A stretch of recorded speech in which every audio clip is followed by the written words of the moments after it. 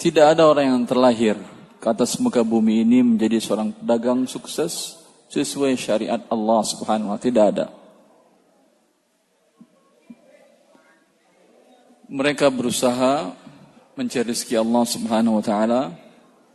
Selain berusaha mencari rezeki Allah Subhanahu wa Ta'ala, mereka juga mempelajari mana yang syariat Allah, mana yang halal, mana yang haram. Sehingga yang halal diambilnya, yang haram ditinggalkannya. Ini orang yang sukses dalam hidupnya. Jangankan kita orang biasa-biasa saja. Wahab bin Al-Warad mengatakan, kalaulah anda law qumta qiyam as-sariyah ma nafa'aka hatta tanzura ma yadkhulu fi batnik ahalalun am haram.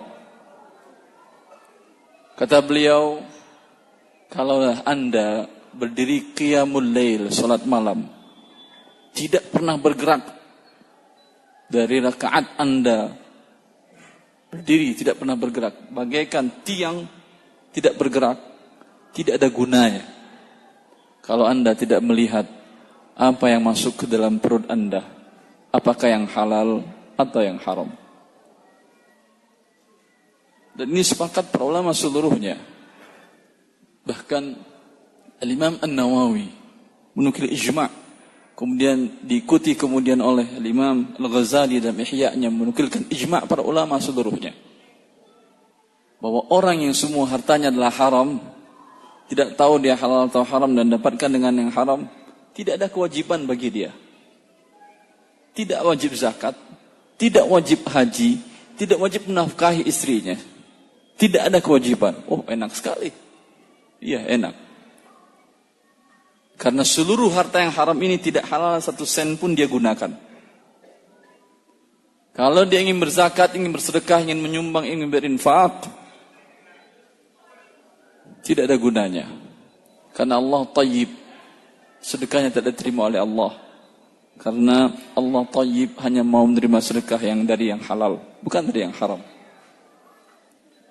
Kalau digunakan untuk naik haji, diriwayatkan oleh Imam Ahmad dalam musnadnya dan disahihkan oleh Syekh Abdul Aziz bin Baz rahimahullah, bahwa bila seorang melakukan ibadah haji atau umrah dengan hartanya yang haram, baru saja dia naik kendaraannya dan mengucapkan labbaik Allahumma labbaik, ya Allah aku sambut panggilanmu, dijawab kantan oleh malaikat, la labbaik wa la sa'daik, tidak, engkau tidak datang untuk menyambut panggilanku, wala sa'daik, dan tidak ada kebahagiaan untukmu. Fa inna malaka haram wa zadaka haram, hartamu dasar dari yang haram dan perbekalmu dari yang haram. Wa hajjuka ma'zurun ghairu makbul, hajimu tidak diterima. Bila dinafkahkan untuk diri sendiri, Rasulullah mengatakan, ma nabata lahmun min suhtin illa kanatin naru awla bih. Tidak 1 sel pun daging manusia yang diberi makanan dari yang haram melainkan menjadi api neraka. Lalu untuk apa gunanya harta yang haram tadi? Tidak ada gunanya melainkan diberikan kepada fakir miskin. Dan harta haram ini banyak di sekeliling manusia. Ketika manusia tidak muslim, tidak memperhatikan cara mencari hartanya, tanpa disadari mungkin ada harta haram dari hartanya dia. Tetapi dengan Anda mempelajari syariat Allah Subhanahu wa Ta'ala, dan ini bagian dari hal tersebut, atau bertanya kepada yang tahu tentang jual beli Anda, ini halal atau haram Ustaz? Tanyakan. Dengan demikian tahu Anda mana yang halal, mana yang haram. Ketika halal, ambil. Ketika haram, tinggalkan. Walaupun besar keuntungan materi di mata Anda. Salah seorang pedagang di masa Rasulullah bernama Hakim bin Hizam. Hakim bin Hizam sebelumnya dia non-muslim, kemudian masuk Islam, dan dia dikenal sebagai salah seorang yang dermawan, seorang terhormat. Dia seorang pedagang dan bertanya langsung kepada Rasulullah SAW tentang bisnis perdagangannya. Ya Rasulullah, inni abi'u wa ashtari. Wahai Rasulullah, aku berjual beli, membeli lalu menjual.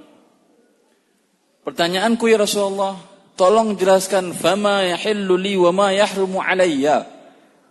Tolong ya Rasulullah, apa yang halal dalam jual beliku, apa yang haram dalam jual beliku? Pertanyaan singkat, namun jawabannya bisa 2 buku lebih dari ini. Apa yang halal bagiku, apa yang haram bagiku dalam bisnisku ini? Tapi Rasulullah menjawab dengan satu jawaban yang singkat juga, yang mungkin yang yakin bahwa ini sangat dibutuhkan oleh Hakim bin Hizam ini. Kata Rasulullah, ya ibna akhi, la tabi' ma laysa 'indak.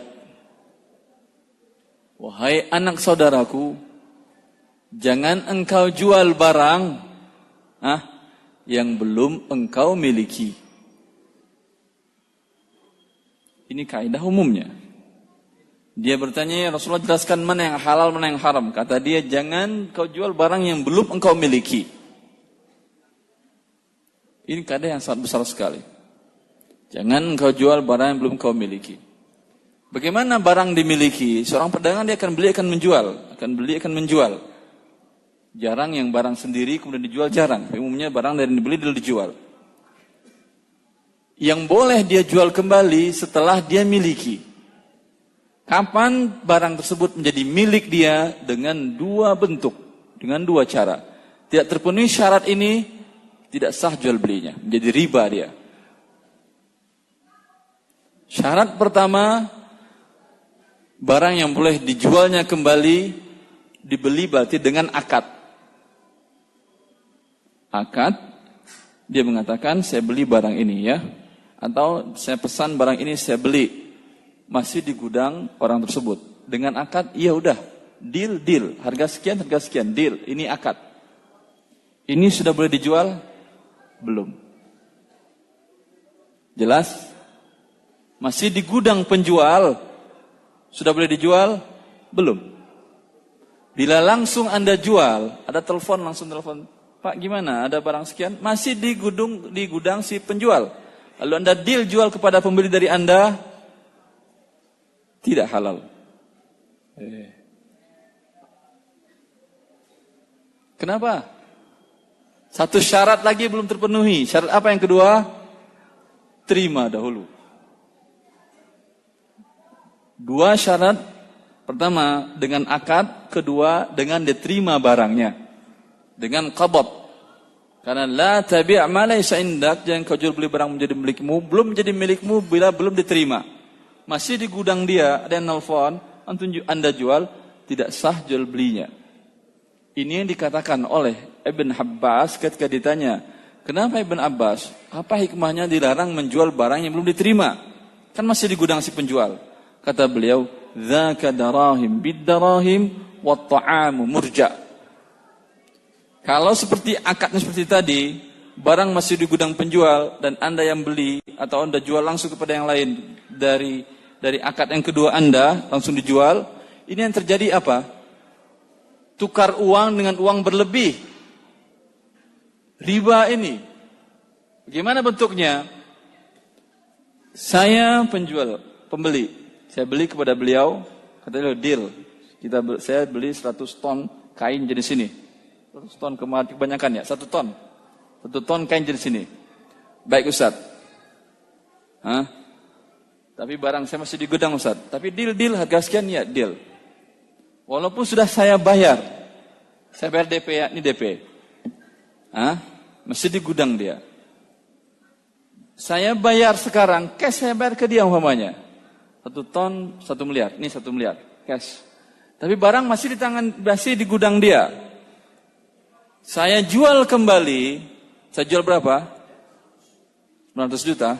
Enggak mungkin kan? 1,2, 1,3, semua satu. Saya jual 1,2. Berarti saya terima uang dari dia berapa?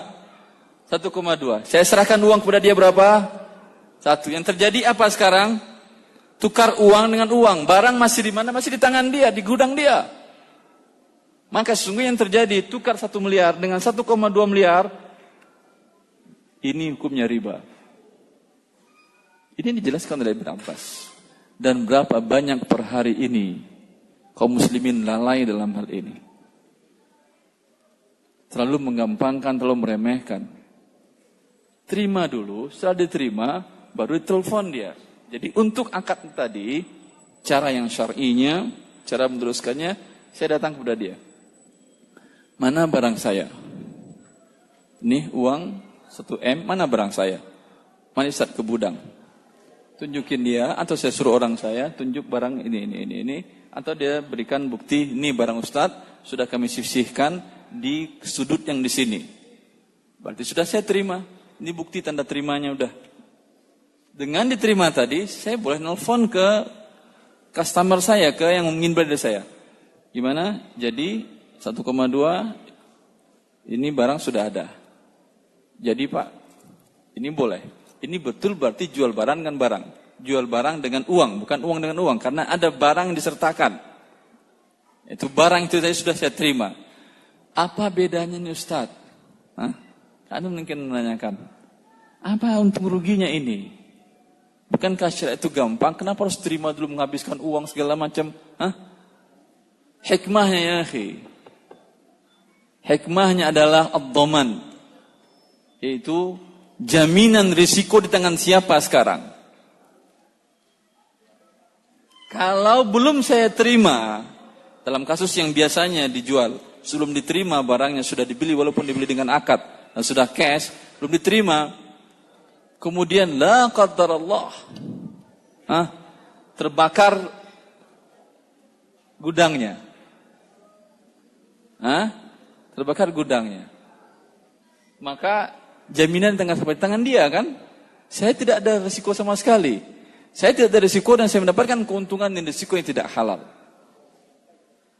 Tapi kalau sudah dipisah dia kasus kedua, Ustaz, barang antum Ustaz sudah saya pisahkan di sini. Silakan diambil. Kalau tidak Ustaz ambil, berarti resikonya tangan Ustaz. Harusnya sekarang per jam gudang bayar lu Ustaz. Tapi saya gratiskan gudang selama 2 hari lah. Saya ambil 2 hari lagi, udah saya gratiskan gudang selama 2 hari. Terbakar. Masih di tangan dia resikonya? Tidak.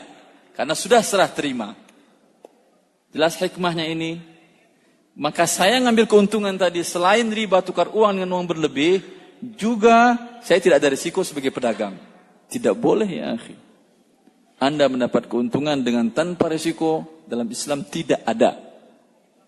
Kecuali yang haram. Yang tidak ada risiko kecuali yang haram. Ada salah satu Pemda di daerah Pulau Jawa ini yang minta saya untuk mengelola dana pensiunan mereka. Angkanya lumayan besar. Ada sekitar berapa M gitu. Minta dikelola secara syar'i. Saya katakan, kalau ingin dikelola secara syar'i, yaitu kami kelola melalui perusahaan-perusahaan, saya mungkin serahkan ke beberapa perusahaan-perusahaan untuk dikelola secara syar'i, tetapi untung rugi-rugi. Oh enggak bisa Ustaz, ini uang pensiunan. Gimana untung rugi-rugi? Nah, kalau Anda tidak mau rugi, serahkan uangnya kepada saya, bentuk pinjaman, qard, lalu saya berikan bisnis dengan beberapa perusahaan, tapi Anda tidak boleh dapat untung. Oh enggak bisa juga Ustaz, karena kami ingin untung juga. Kurang-kurangnya untuk inflasi. Kalau Anda ingin aman uang Anda, kemudian ingin bertambah, dalam Islam tidak ada. Ini hanya dalam serahkan ke riba, silahkan. Anda berdosa dunia akhirat. Sudah. Tapi secara syar'i tidak mungkin. Siap resiko, siap untung tadi. Kembali kita kepada hadis Hakim bin Hizam tadi. Hadis Hakim bin Hizam tadi. Ini pokok. Padahal ada solusinya tadi. Tapi kebanyakan kita tidak melakukannya. Orang yang jual beli saham di bursa, Anda bisa lihat. Setelah dibelinya pagi ini, itu serah terimanya kan setelnya selama 3 hari. Serah terimanya 3 hari baru 2 hari kerja menjadi milik si pembeli. Secara syar'i baru boleh dibeli kalau sahamnya syariat maksudnya. Kalau sahamnya perusahaannya yang bukan haram, baru boleh dibeli, baru boleh dijual dia setelah 2 hari kerja. Tambah hari pembelian 3 hari. Tapi apa yang terjadi di sana? Siang naik, harganya langsung dijual. Ini belum diterima. Ini sepakat, keluar kesepakatan dari Lembaga Fikih Islam Internasional. Bursa jual beli dengan cara seperti ini di bursa adalah hukumnya haram, judi namanya. Sehingga ini yang menghancurkan ekonomi dunia, dan Amerika sendiri menamakan, para ekonom mereka menamakan bursa mereka dengan kasino, tempat perjudian. Judi ini jadinya riba dan perjudian, karena tidak ada serah terima barang. Alhamdulillah di sini Anda ada serah terima barang, insyaallah selamat dari perjudian yang itu. Tapi ingat ini tadi, bisa menjadi riba dengan cara seperti demikian. Maka saudara-saudaraku para pedagang, ketika Ali bin Abi Thalib masuk ke dalam pasar, beliau mengatakan kepada orang-orang di pasar, "Ayyuhat tujar, innakum fujjar." Ini merah telinga dengarnya. Kalau saya terjemahkan ke bahasa Indonesia. Ketika jadi khalifah, dia masuk ke pasar Madinah, bukan di Madinah beliau. Di Irak atau di mana beliau? Lupa saya tempat. Beliau mengatakan, "Ayyuhat tujar, kullukum fujjar." Wahai para pedagang, kalian ada orang-orang yang berdosa, kata dia. Kita pedagang kok dosa? Kan cari yang halal. Kenapa? Karena dilihatnya di waktu dia, banyak para pedagang yang tidak benar. Lalu dia katakan, "Illa man sadaqa wa bayyana," kata beliau. Kecuali para pedagang yang jujur dan menjelaskan cacat barangnya. Oh, ini berat ujian para pedagang ini. Menjelaskan cacat barangnya. Biasanya bukan rahasia umum, dijelaskan yang bukan kebaikannya, yang cacatnya disembunyikan.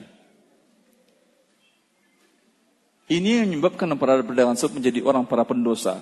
Tapi sebaliknya, kalau dia selamat dari hal ini, dalam sebuah hadis yang walaupun didhaifkan sebagian para ulama, tapi sebagian ulama menghasankannya, "At-tajirus saduqul amin ma'an nabiyyin was-siddiqin wasyuhada." Pedagang yang jujur dan dapat dipercaya bersama para nabi sisinya. Sebaliknya, dapat komisi yang tinggi. Tapi bila tidak, seperti yang dikatakan oleh Imam Ali bin Abi Thalib tadi, radhiyallahu anhu. Beliau mengatakan, kalian para Rasulullah SAW, ini terjadi di masa sahabat juga, bukan para pedagang sekarang yang baru penipu itu, bukan. Pedagang dari masa dahulu. Rasulullah SAW masuk ke pasar Madinah. Dimasukkan tangan beliau ke gandum, onggokan gandum. Ternyata yang di bawahnya basah, yang di luar masya Allah mantap, kering. Lalu Rasulullah mengatakan, "Ma hadza ya sahibat ta'am?" Apa kelakuanmu ini wahai penjual makanan? Kata dia, "Asabat husama ya Rasulullah." Wahai Rasulullah, terkena hujan. Iya, terkena hujan enggak apa-apa. Tetapi letakkan yang jelek, jelaskan yang jelek dan jangan ditutup-tutupi. Dalam memahami makna hadis ini, Al-Imam Abu Hanifah bin Nu'man, Imam Ahlus Sunnah, yang dia adalah imam madhab.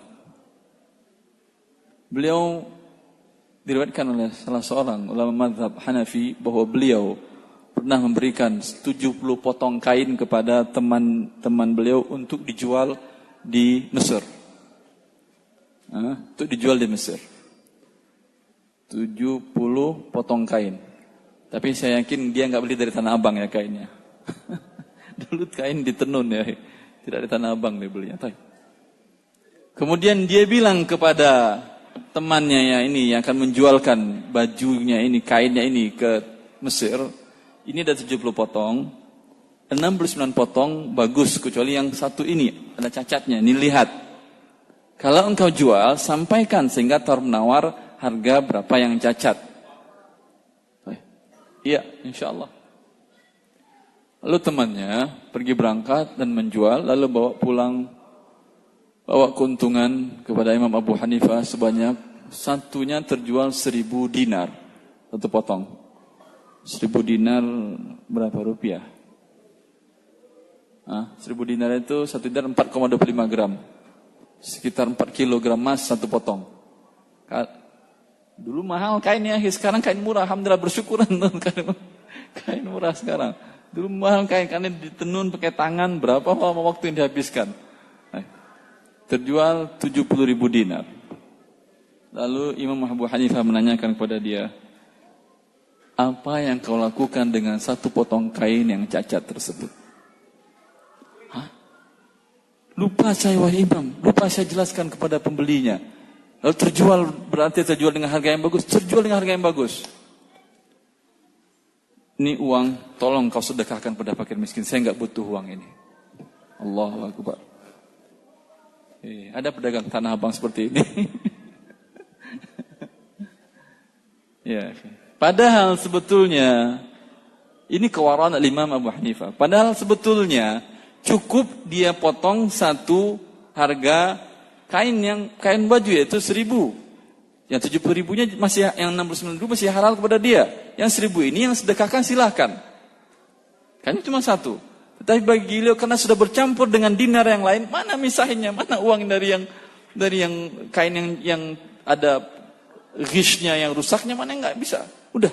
Padahal secara syar'an, fikhan boleh cukup demikian, tapi kewaraannya kepada Allah menuntut beliau untuk demikian. Sampai saudari wanita dari Bishr al-Hafi, salah seorang ulama kaum muslimin di masanya, dia kerjanya menenun kain, tenun kain, tukang jual kain juga dia. Dibuat dari benang, disusun dan ditenun. Tapi dia memegang hadis Rasulullah SAW tadi, man ghasyana falisa minna. Siapa yang menipu tidak masuk dari golongan kami kaum muslimin. Pegangnya sekali, pegangnya erat-erat. Sehingga setelah tenunan ini jadi, selalu dijelaskan kepada pembeli kainnya, ini kain yang aku tenun ini,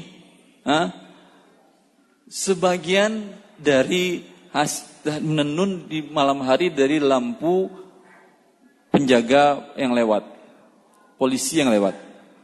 Dia kan malam hari dulu nggak ada listrik penerangan, pakai lampu. Lampu dia tidak terlalu terang. Terkadang lewat rombongan pihak keamanan yang pakai lampu, lampunya terang. Terkadang dia menjahit dengan pakai lampu itu, lampunya dimatiin. Itu dia jelaskan. Sampai segitu wara'anya. Sampai Imam Ahmad, dia bertanya langsung kepada Imam Ahmad, Imam Ahmad, bagaimana hukum jual beliku? Ya, aku menenun kain, terkadang menggunakan lampu penerangan pasukan keamanan kerajaan yang lewat. Kata Imam Ahmad, dari siapakah anda? Dia mengatakan, saya saudari dari Bishr al-Hafi. Kata beliau, min baitikum yakhrujul wara'. Dari rumah kalianlah keluar rasa takut kepada Allah Jalla fi'ula. Takut dia ya akhi. Padahal kita anggap biasa saja. Berapa banyak orang yang malah terkena yang menggunakan fasilitas umum enggak bayar, anggap ini adalah bagian dari milik dia sebagai warga negara. Tapi ini dia bertanya kepada Imam Ahmad dan menjelaskan kepada penjualnya tentang ini. Begini muslim hidup. Bertanya dan belajar kan syariat Allah Subhanahu wa taala dalam setiap perniagaannya. Dan bahkan selain mereka bertanya dan belajar, juga negara agar kaum muslimin mendapatkan harta yang halal, maka di pasar-pasar tersebut ditempatkan para ulama. Tempat rujukan bertanya. Dan terkadang ulama ini pun mengecek seperti Rasulullah SAW tadi, mana yang benar, mana yang tidak. Bahkan Imam Malik jelaskan dalam kitab Al-Muwatta beliau, bahwa beliau masuk ke pasar, disuruh oleh raja, oleh khalifah, masuk ke pasar. Tes itu pada pedagang. Tes bagaimana riba, bagaimana agar tidak riba. Kalau tidak bisa jawab, dia tarik dia dari pasar, nggak boleh jualan. Ada yang siap mau diuji? Tarik, suruh belajar dulu. Setelah dia belajar, baru boleh masuk lagi ke pasar. Dan subhanallah, tradisi ini bukan di Madinah saja. Ibnu Amir al-Hajj dalam buku beliau, dia ulama Maliki, dan pada abad ke-8 Hijriah beliau wafat. Ya, beliau di Maroko, bukan di Madinah, di Maroko yang jauh. Di Maroko dekat dari Eropa, sudah dekat Spanyol. Jauh. Dia mengatakan pada waktu itu masih ada para ulama yang masuk ke pasar, kemudian menguji para pedagang, bagi yang tidak lulus, dikatakan kepada dia, dari engkaulah rusaknya ekonomi umat, engkaulah pelaku riba. Belajar dengan baik. Belajar ya akhi. Sehingga Imam Syafi'i pernah mengatakan, dinukil oleh Imam Al-Qarafi dalam kitabnya Al-Furuq. Saya bacakan nasnya. Kata beliau, "Annal mukallafa la yajuzu lahu an yuqdima ala fi'lin hatta ya'lama hukm Allah fih." Seorang mukallaf, seorang muslim yang sudah memiliki hukum wajib menanggung sendiri tanggung jawab perbuatannya kepada Allah, itu tidak boleh melakukan setiap perbuatan pun sampai dia mengetahui hukum Allah dalam perbuatannya ini.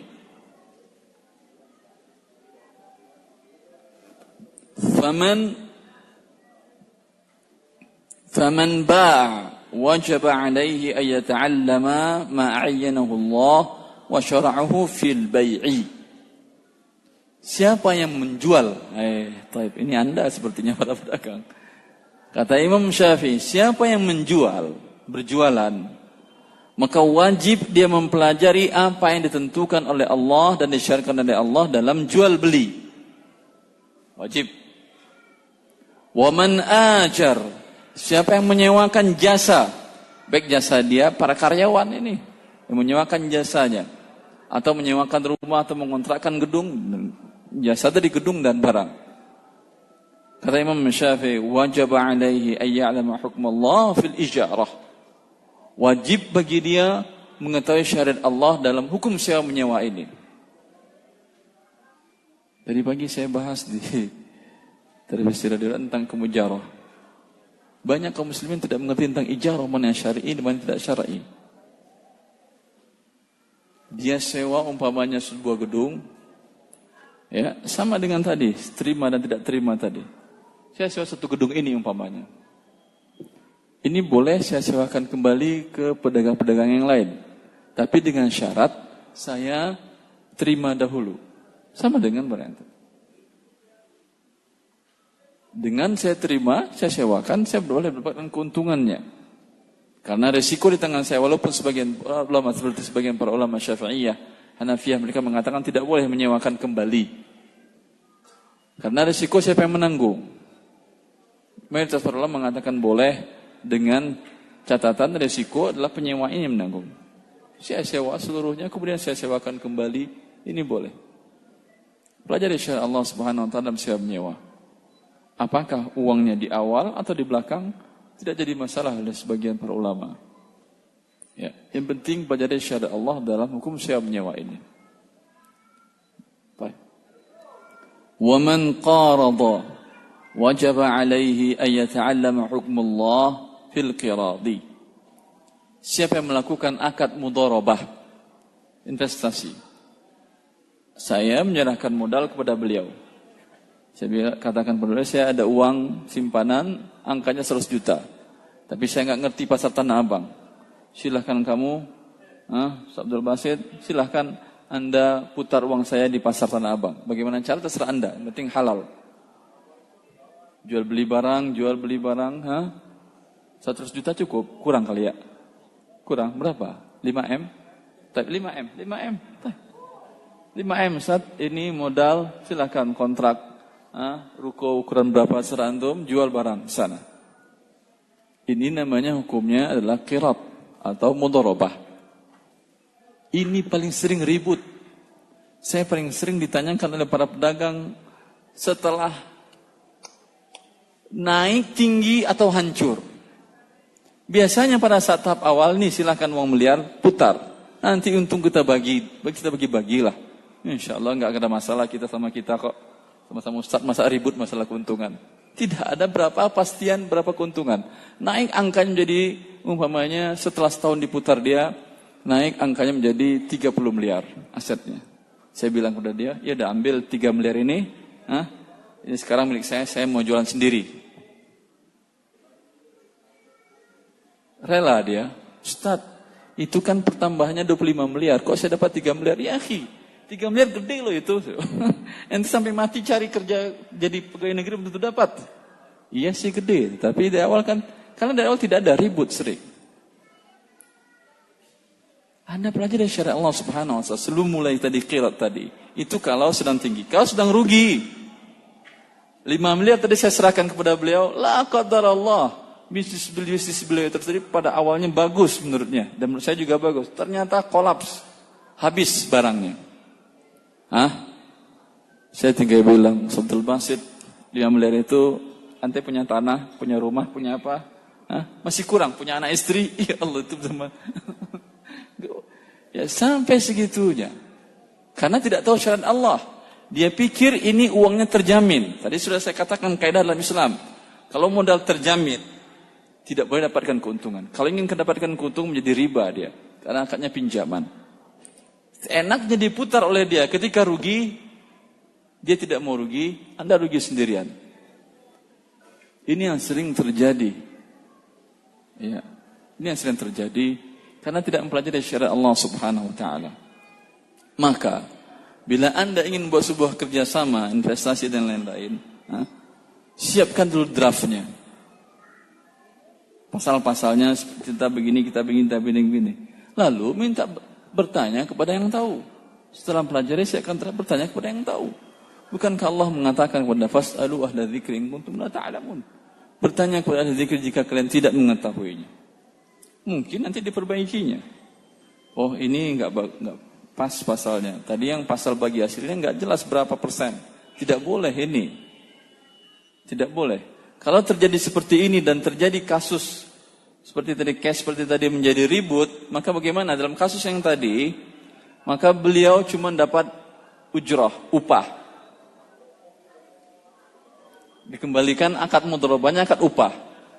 Berapa biasanya upah mengelola sebuah toko? Bukan sekadar menjual, tapi mengelola sebuah toko selama 1 tahun berapa?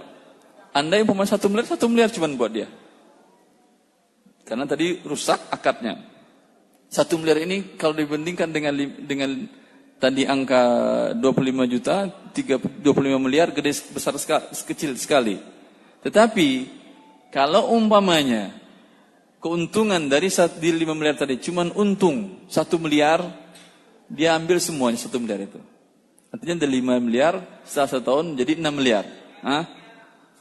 Kan tadi saya ribut, udah kita pisah. Tadi tidak jelas berapa bagi hasilnya kan. Berarti maka dia hukumnya adalah hukum sebagai seorang karyawan saya untuk mengelolanya. Kelola tadi saya katakan sampai 1 miliar. Berarti untuk diambil 1 miliar saya tidak dapat apa-apa, upah. Berbeda dengan mudharabah yang betul, yang dari awal tahu ada berapa bagi hasilnya. Ketika ada bagi hasil, maka kerugian 100% ditanggung oleh si pemilik modal, yang pemilik saya. Dengan syarat tidak ada kelalaian dari si pengelola. Andai dari tadi 5 miliar, habis, ya udah habis. Alhamdulillah, nggak ada masalah. Selesai. Dia wajib ganti? Tidak. Tapi kalau dia merasa kasihan Ustaz, lalu tanahnya dikasih gantung, dia sedekah kepada saya, Alhamdulillah, saya terima sedekahnya. Tidak ada masalah. Tapi dia wajib mengganti, qard, tidak. Maka Al-Imam Syafi'i melanjutkan, "Faman ta'allama wa 'alima bimuqtada ma 'alimahu ata'a Allah ta'ataini." Maka siapa orang yang pertama, golongan yang pertama, yaitu mempelajari syariat Allah, kemudian berbisnis sesuai dengan syariat Allah. Belajar dengan bertanya dan membaca, dengan mendengarkan, dia pelajari syariat Allah dalam bisnis tadi. Kemudian dia amalkan sesuai dengan syariat Allah. Ya akhi, ini pedagang yang sukses karena dapat 2 keuntungan. Faqad ata Allah ta'ataini. Orang ini mentaati Allah 2 kali taat. Taat yang pertama apa? Belajar. Dia belajar, tidak dia berbisnis, dia dapat pahala 1, pahala belajar. Taat yang kedua, berbisnis sesuai syariat Allah, sehingga keuntungan bagi dia halal. 2 keuntungan. Tetapi Wa man lam ya'lam wa lam ya'mal faqad asallaha ma'siyataini. Sebaliknya, orang yang tidak mau mempelajarinya, acuh tak acuh dengan syariat Allah dalam berbisnis tadi, sehingga dia dalam berbisnis tidak sesuai dengan syariat Allah, maksiatnya 2 kali. Maksiatnya 2 kali ya akhi. 2 pekan yang lalu, kalau dua pekan yang lalu saya di Kuala Lumpur. Lalu panitia bedah buku harta haram. Lalu panitia mengatakan, Ustaz, maaf Ustaz, ini yang hadir sedikit. Karena banyak para teman-teman yang sudah ikut kajian, sudah ngerti sunnah. Saya hubungi, kata dia, kalau pelajaran bedah buku muamalat saya nggak berani datang. Karena kalau saya tahu haram, saya nggak berani melakukannya. Kalau saya nggak datang, saya nggak tahu, ya alhamdulillah, Allah memaafkan dosa-dosa saya. Ya, dia tidak tahu apa yang dikatakan oleh Imam Al-Qarafi ini. Siapa yang tidak belajar, dengan demikian tidak beramalkan dalam sesuai dengan ilmu yang disyariatkan oleh Allah, bukan dia selamat dari dosa, 2 dosanya. Pertama, dosa tidak mempelajari. Allah suruh belajar, tidak mau belajar. Bangkang atau tidak itu namanya? Bangkang ya. Yang kedua, tidak melakukan syariat Allah dan berbisnis dengan cara yang haram. 2 dosa dia. Bukan selamat dari itu. Dan kita lihat golongan yang ketiga dikatakan oleh Imam Al-Qarafi. Wa man 'alima wa lam ya'mal bimuqtada ilmihi faqad ata'a Allah ta'atan wa 'asahu maksiatan. Siapa yang belajar tapi ketika dia berbisnis tidak dia terapkan apa yang dipelajarinya. Dia mengetahui riba tahu dia haram. Riba tahu dia haram. Tapi bagaimana lagi? Saya sudah di posisi puncak di perusahaan riba ini. Kalau saya resign, siapa yang mau ngasih saya makan? Tahu tapi tidak mengamalkan sementara ilmunya. Orang seperti ini berat memang. Tapi lebih baik daripada orang yang kedua tadi. Ini orangnya bermaksiat sekali kepada Allah dan taat sekali kepada Allah. Impas. Seri? Tidak ada untung, tidak ada rugi. Rugi ya akhi. Karena ketaatan anda kepada Allah Subhanahu Wa Taala belum tentu taat sempurna, tapi sudah maksiat sudah jelas. Maka orang yang seperti ini tinggal minta kepada Allah Subhanahu Wa Taala agar dimudahkan oleh Allah. Selalu berdoa kepada Allah agar dimudahkan oleh Allah Subhanahu Wa Taala untuk meninggalkan yang haram tadi. Karena berat memang. Ada beberapa waktu setelah saya operasi kepala, ada salah seorang kaum muslimin yang SMS ingin ketemu langsung. Datang dia ke rumah, dia pejabat di BI, lalu dia bilang, Ustaz, saya ketika dapat buku antum, saya baca dari awal sampai akhir 3 hari, alhamdulillah tamat. 3 hari tamat. Padahal buku berat isinya, tapi 3 hari tamat sama dia. Karena dia pakar ekonomi, ya pejabat. Tapi, dan alhamdulillah kesimpulannya Ustaz, dari buku Anda ini, 25 tahun saya bekerja di lembaga tersebut, semuanya haram. Iya, bagus, alhamdulillah. Terus bagaimana? Berarti sekarang saya resign. Pejabat resign, baik, silakan resign. Semoga Allah memudahkan Anda. Tapi Ustaz, saya masih ada utang 1 miliar ke kantor. 1 miliar. Pejabat tentu dapat fasilitas pinjaman kan. 1 miliar kantor. Tapi saya alhamdulillah Allah tunjukkan saya jalannya. Saya punya rumah saya kemungkinan harganya lebih dari 2 miliar. Rencana saya jual. Kemudian saya tutupi hutang di kantor saya resign. Kemudian tinggal di mana Anda? Enggak apa-apa, saya tinggal di rumah kecil. Dengan sisa hasil tersebut saya akan mulai hidup yang halal. Alhamdulillah. Ini orang yang diberikan taufik oleh Allah Subhanahu Wa Taala. Tahu, kemudian beramal dengan muqtada amalnya sehingga dia mendapatkan 2 ketaatan dari Allah Subhanahu Wa Taala. Semoga Allah memberikan ketaatan kepada kita dan petunjuk kepada kita dan ilmu kepada kita sehingga kita menjadi golongan yang pertama yang mendapatkan 2 ketaatan dalam setiap bisnis kita. Taat kepada syariat Allah dan taat mengamalkan bisnis sesuai dengan syariat Allah Jalla fi'ala.